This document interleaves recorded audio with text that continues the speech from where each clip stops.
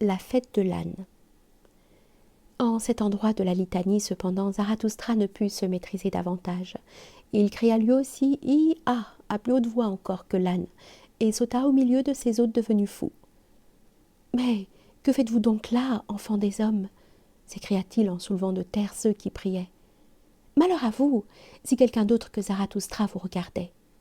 Chacun jugerait que vous êtes devenus, avec votre foi nouvelle, les pires des blasphémateurs, ou les plus insensés de toutes les vieilles femmes.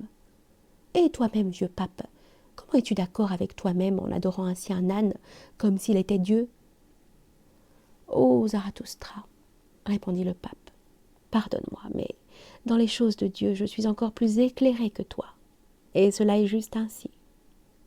Plutôt adorer Dieu sous cette forme que de ne point l'adorer du tout. Réfléchis à cette parole, mon éminent ami. Tu devineras vite que cette parole renferme de la sagesse. Celui qui a dit « Dieu est esprit » a fait jusqu'à présent sur la terre le plus grand pas et le plus grand bond vers l'incrédulité. Ce ne sont pas là des paroles faciles à réparer sur la terre. Mon vieux cœur saute et bondit de ce qu'il y ait encore quelque chose à adorer sur la terre.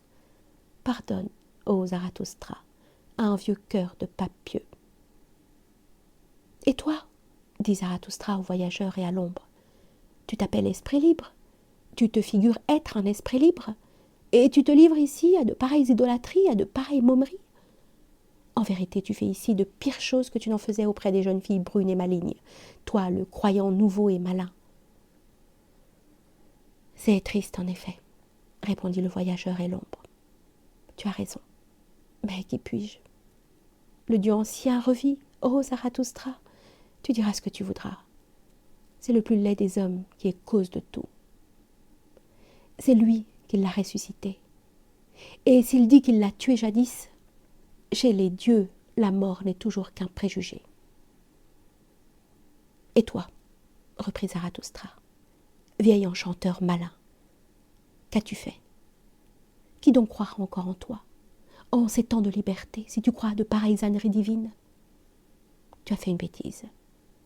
Comment pouvais-tu, toi qui es rusé, faire une pareille bêtise?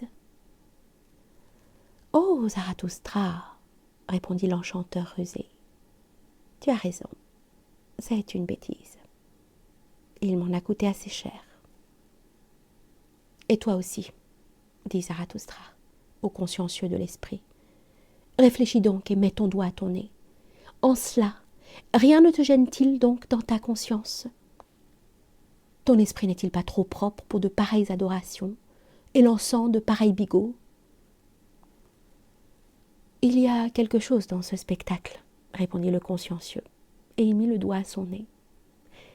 Et il y a quelque chose dans ce spectacle qui fait même du bien à ma conscience. Peut-être n'ai-je pas le droit de croire en Dieu, mais il est certain que c'est sous cette forme que Dieu me semble plus digne de foi. Dieu doit être éternel, selon le témoignage des plus pieux. Qui a du temps de reste s'accorde du bon temps. Aussi lentement et aussi bêtement que possible.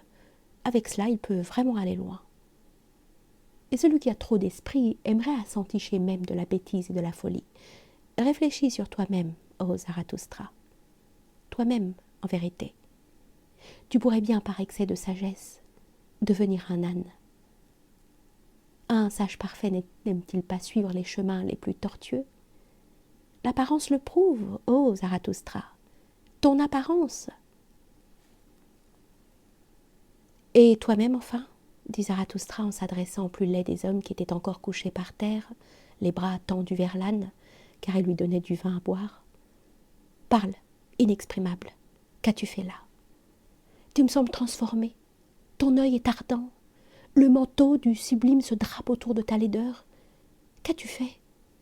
Est-ce donc vrai ce que disent ceux-là, que tu l'as ressuscité? Et pourquoi? N'était-il donc pas avec raison tué et périmé?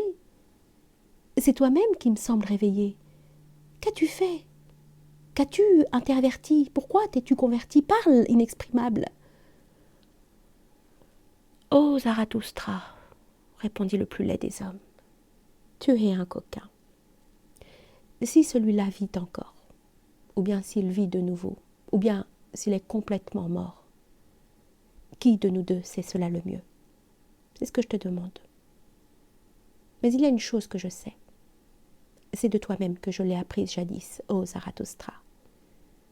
Celui qui veut tuer le plus complètement se met à rire. Ce n'est pas par la colère, c'est par le rire que l'on tue. Ainsi parlais-tu jadis, Zarathustra. Toi qui restes caché, destructeur sans colère, saint dangereux, tu es un coquin.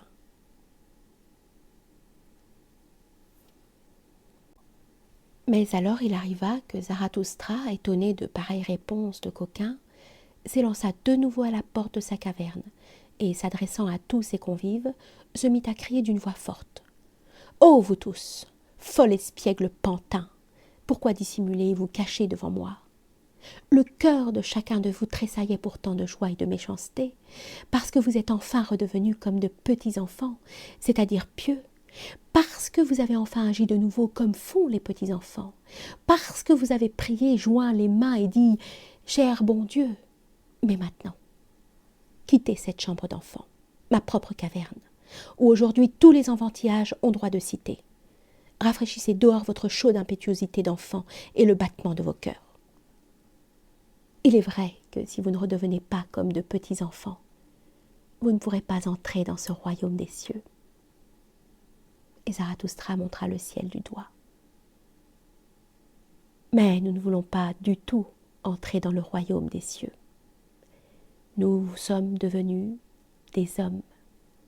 C'est pourquoi nous voulons le royaume de la terre. Et de nouveau, Zarathustra commença à parler. « Oh, mes nouveaux amis, dit-il, hommes singuliers, vous qui êtes les hommes supérieurs, comme vous me plaisez bien maintenant, depuis que vous êtes redevenus joyeux. Vous êtes en vérité tous épanouis.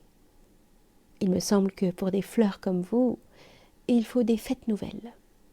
Une brave petite folie, un culte ou une fête de l'âne, un vieux fou, un joyeux Zarathustra, un tourbillon qui, par son souffle, vous éclaire l'âme.